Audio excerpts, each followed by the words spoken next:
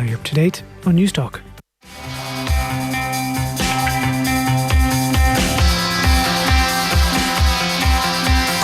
Welcome back. The theme music means only one thing. Pat Nevin, you're there.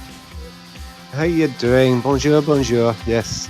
Bonjour, bonjour. Is that what they say in Baku? It is? No, it's because tomorrow morning I'm off to France for a month. So that's a bit of a limit of it. A month. What does it feel like to have thousands of people listening in right now curse you, hate you? Hey, I'm working. Come on. Women's World Cup the whole month. Exactly, yeah. Very nice. So, I was reading Enu Eloko today in The Guardian saying it's the most open Women's World Cup maybe ever, is the general feeling about this one? Yeah, you can't call it. I mean, up to a few weeks ago, lots of people were thinking England might have been favourites. And then the last few games I thought, maybe not. But, it's interesting stuff. And I'm delighted because Scotland are there and looking a little bit stronger as well. But just looking around at the teams, it's, take a few years. There will be one or two games that are probably one or two hammerings that people will shrug their shoulders and say, yeah, that's women's football. But hey, 20, 30 years ago, you used to get that in men's football before it tightened up, in World Cups. And that's just the way it is. It's just the way it goes. It should be interesting. I mean, I'm really looking forward to it. I've always been a fan of women's football, so I'm really looking forward to it. Okay, great. Well, let's maybe check in a few times across the tournament and see how it's progressing. If I'm not mistaken, England-Scotland's one of the early games, isn't it?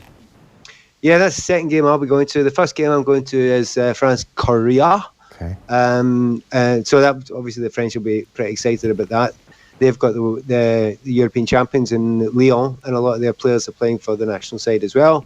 But South Korea are a good side. So Japan are another really top side. So I think that's Scotland find themselves, in a tough group with Japan and England. But that's the first game. And then the second game, I'm off down to Nice. Okay, I won't accept any apologies for that. Right, fair enough. I deserve that. In fact, I deserve it so much that I'm going to wear this T-shirt. Yeah. With the stripes on it, with some onions around it, and nip off to Nice. And the Scotland-England game is in Nice. And even though over the last few weeks, Liverpool and Spurs fans were complaining about going all the way to Madrid, and Chelsea and Arsenal fans are complaining going all the way to Baku, I've heard no complaints from anybody about going to Nice. Strange that. Shocker, yeah. Well, enjoy. Before we sign off then for the men's game, the season that was, Liverpool 2, Spurs 0. Talk about an opening goal shaping the dynamics of a game. I'll throw some stats at you. Liverpool had 14 shots, just 3 on target. Spurs 16 with 8 on target. Liverpool just 35% possession, 272 passes to Spurs' 510. Liverpool had 64% pass accuracy, actually. That's as low as it gets for them, to Spurs' 80%, which isn't all that amazing either. That is not to suggest Spurs played very well in this game, but almost to put it to you, if Liverpool don't score that opening goal, then I presume we don't see these stats. These stats are very different. Absolutely. Yeah, I mean, I think of the two teams, I think if Liverpool had to turn up the gas, they could have turned up the gas.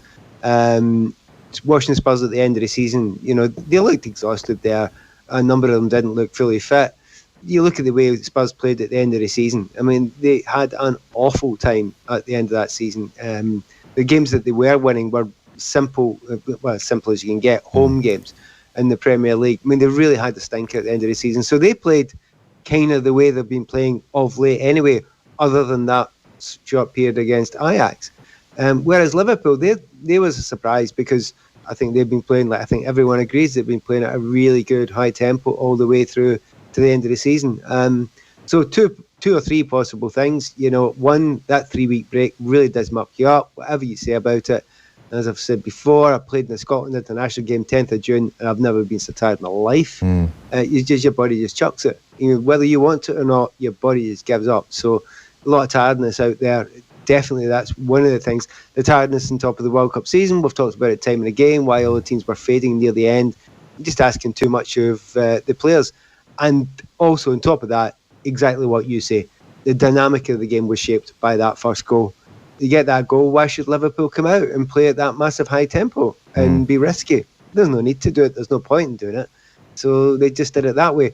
I do think Liverpool would have had gears had they needed them. And then you do reach an interesting pinch point in the game where it's tough to wrestle that momentum back.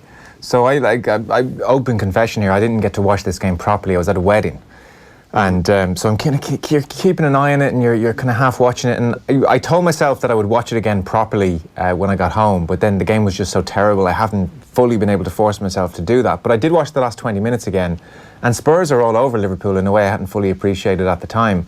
They've all the possession. Liverpool have fallen back. In the game I was watching, Kevin Kilban was doing commentary, and he was saying if somebody's going to score here, it's going to be Spurs.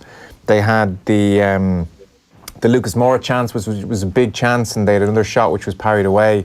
And at that point, there was definitely a 20 minutes of hanging on period for Liverpool. Hanging on to maybe pushing it a bit, They were second best of the two teams there, of two teams that weren't playing particularly well. But I think it's pushing it to say they were hanging on. Okay, I'll withdraw that, but definitely not in the ascendancy, and certainly at 1-0, that's not that comfortable. And I don't think they were, particularly in the ascendancy, at any real point, because they didn't push it. Again, you kind of have to ask them. Remember, we all get this massive build-up for this game.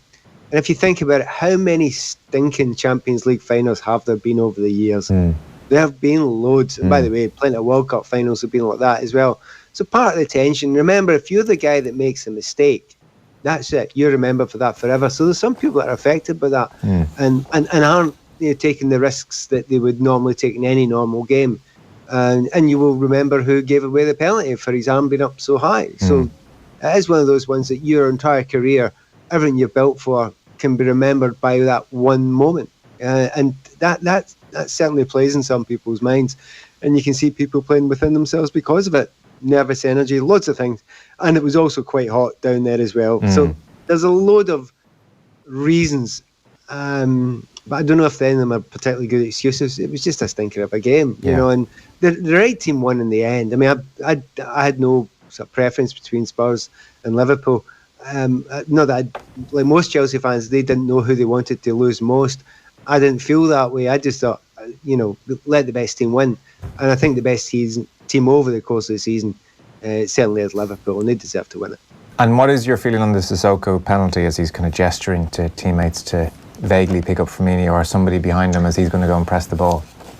I keep on reading that rule over and over and over again, and it's the most, a lawyer could drive a coach and horses through it. It's a joke. The first part is the handball must be deliberate, full stop. Then you have to take these things into consideration. Now, they sound to me like caveats, right? If number one is quantitatively and obviously true, i.e., did you deliberately do it? Clearly, he didn't, and no players generally do it. Then the other stuff's just caveats.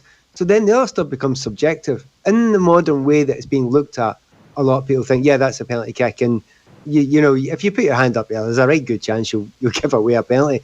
So I think you accept it in the modern game. But the way I'm really looking forward to really poring over the wording for next season, which is going to be completely and utterly different, and see how that looks. But it's a real shame because obviously it played a hand in the second goal as well. Is it Alderweireld runs out there to tackle Divock Origi with his arms behind your back, and you can't tackle with your arms behind your back. You don't get your body or your feet in the right position, and that's another reason why he couldn't get over there quick enough to make a tackle. So it's having all sorts of effects in the game, this penalty kick rule, but I suppose it's leading to goals and leading to excitement. It's a bit of a shame. I did feel sorry for him, but in the modern game, you got to give that. Interestingly, Mick McCarthy's doing press at the moment ahead of Ireland-Denmark on Friday, and he was saying next season he'll be encouraging players to kick the ball deliberately at opponents' hands, given the rule. And I don't know, there's a suspicion that it was deliberately kicked at Sissoko's hand. It's hard to say for sure, but that'll all be ahead of us next season, it seems. Can I look slightly guiltily at you at the moment? Yeah, I've done that. I've done that in my career. If you go, particular trick, one of my favourite tricks was a scoop pass. So if I had two players around me and I had to make a pass, if you pass it along the ground or at knee height, there's a chance they might be able to cut it out. If you scoop it beyond them at waist height, there's only one way they stop it, and that's with their hands, deliberate or not deliberate, and you get either a free kick or a penalty kick. I use it all the time. So anyone who's thinking, players wouldn't think that way, trust me, it's easy, and you're very capable of doing it. And did you generally more often than not get the free? Yeah, well, generally it didn't hit them because you're actually trying to make the pass. You're trying to scoop it past them. Sure. So it's not like a chip, it's like a scoop. It's more than that. So you scoop it above the knee, so there's no part of the body that can get it. It's just outside the body. Now, generally the pass would be completed and that would be fine. I'd be perfectly happy with that. But if it was stopped by hand. And I wasn't looking for a penalty all the time, but I got a few penalties from it. I was generally just looking to get by the player. Is Dele Alli a bit lost in his career at the moment, or is that to overstate things? There's a few of them, we have Eriksen's kind of the same. Dyer's going backwards as well. There's quite a lot of them. If you look at Harry Kane, understandably injured, etc. You just look at a whole group of them there, and it's not just Spurs. There's a few others as well. They just need a massive break. The last thing they need is a Nations Cup game. That's the last thing they need just now. And just the way you look around just now, do you know where Mo Salah's off to now? He's off to the African Cup of Nations. I mean, it's madness. It's mayhem. He had a World Cup last year. And you've got the South American, championships as well. And you just look at it and you just think, it's ridiculous. It's grossly unfair to expect these players to behave. So you're asking, why is that game so bad? Well, I'll tell you why, because they're all wrecked. Because you've never given any of them a chance. And there's no doubt Dele Alli is a very, very, very good player, but he walks around looking lost at the moment because the energy levels is gone. And in football, any top professional sport, if you're 2 or 3% below, well, you're away. You're not going to be able to live with it. And if you're 5% or anything like that, then you just look a little bit lost because you're off the pace. And he, among with others, is so. And but I've absolutely no doubt, given some rest, he'll be absolutely fine and he'll be back. Playing and what he's pretty good at, because he's not lost his talent, and it's not as if he's trying to do anything particularly different, just not doing it quickly enough. Okay, interesting. The decision to start Harry Kane has aged badly. It was a very difficult dilemma for Mauricio Pochettino on a host of different levels. What was your feeling at the time, especially when Kane's out publicly saying I'm fit and I'm ready to play? And I'm sure Pochettino knows he can't be his best, and yet there is just the chance that he will nick a goal. He may not contribute massively to open play all the time, but he may nick a goal. That is a very tempting thing to pluck for. It's a horrible dilemma. He's had quite a few dilemmas like that. When we talked about that dilemma that he had against Ajax in the first semi-final, where does he go 3 at the back, does he go 2 at the back? So he goes 3 at the back, and they get absolutely murdered in the midfield, and then he decides to go, all right, I better go 2 at the back and give a little bit of help in midfield. Had he gone 2 at the back, and what he was worried about was the fact that his centre-backs had no pace and were done for pace, he would have been called naive for that as well. So sometimes there isn't an obvious correct answer. Moura, come on, had one kind of half-decent chance, but not a great deal more than that. Do you honestly think Moura would have got by Van Dijk? I'm not absolutely convinced about that either. But you're one of those classic ones where, say if a player, you're not sure about his fitness, he says he's fit, he's a good player, the default is to play him, because if he gets injured or he's not fit, you can drag him off. Whereas if he's on the bench and you bring him on and you've used a sub, if he has to come off again 20 minutes later. So the kind of default in football a lot of the time is to say, right, okay, you start, but I can hook you if I have to. He didn't hook him in the end, just in that desperation to get a goal. Yeah. For Spurs and for Pochettino, it seems Alderweireld is going to leave. It seems Trippier may leave as well. And there's speculation again about Eriksen and Real Madrid. They are certainly approaching the point now where, the club has been run incredibly well in many ways, but they may have to speculate to accumulate here. If they want to stay on this journey with Pochettino, if they want to be somewhere around this level again, they really will have to spend money this summer. Yeah, I mean, it's the reason why they fell apart at the end of the season, because they didn't have strength and depth. So if they lose 2 or 3, yes, they'll get 2 or 3 in, but they'll need more than 2 or 3. They need a good, considerable amount more than 2 or 3. The stadium's fantastic. They've got Euro Champions League football next season, and they got to the final of the Champions League. So I mean, it's not all doom and gloom, but you've got to say, if you're going to go and try and punch up at that level again, but they might. Daniel Levy might look around and say, well, I don't think Arsenal are looking that great. Man United are a probably even bigger rebuild than they are just now. And Chelsea, well, you have absolutely no idea what's going to happen with Chelsea. They're not going to buy anyone anyway. So, I don't know how much you'd have to spend to catch City or Liverpool. It's a hell of a lot of money. So do you go and spend £250 million, or more than that, to get another couple of points, but still third place or fourth place? Yeah. I see. As a businessman would look at it like that and say, "Nah, I don't think that's just mad. Let's just start banking it and make sure that if we can stay in the top four, that's great. And then we're on an even keel, Spurs, with that new stadium. Just build it slowly." Unless it depends if it dictates whether Pochettino stays or goes. That may force the that issue. might make a difference as well. Yeah. But Levy doesn't panic. He never panics. Have you ever seen him do it? Even with the bail money and all that sort of stuff. He never seems to panic. There's a business heads on there first and foremost, all the time. I'm not saying it's right or not. I'm just looking at it from the way he looks at it and the way he considers it. And if you look at it over the piece, he's done all right. He's built that club up, and they're now a kind of force, much more than they were before. They were by a distance the third team in London, by a good distance the third team in London. Now they're up there punching their weight as the top three teams, and sometimes they're the best, sometimes they're second or third. With Liverpool, it's so interesting because when they lost the league to Man City, it was difficult to critique them as a team. It was difficult to say, well, they need to do this and they need to do that. And winning a Champions League hasn't really diluted that sense. And you look at the team, Milner at 33 is about the only immediate issue. I was looking through the team. It's a very young team, really, still. Salah, 26. Mane and Firmino, both 27. You've got to think they've 2-3 really, really good years left, and Jurgen Klopp is sticking around. I mean, what do they do? Who do they go out and buy? Well, no, they get a striker as soon as they possibly can. Origi scored that goal, but really, do you think he's a top class striker? Sure. So I don't think many people, even Liverpool fans, wouldn't argue that.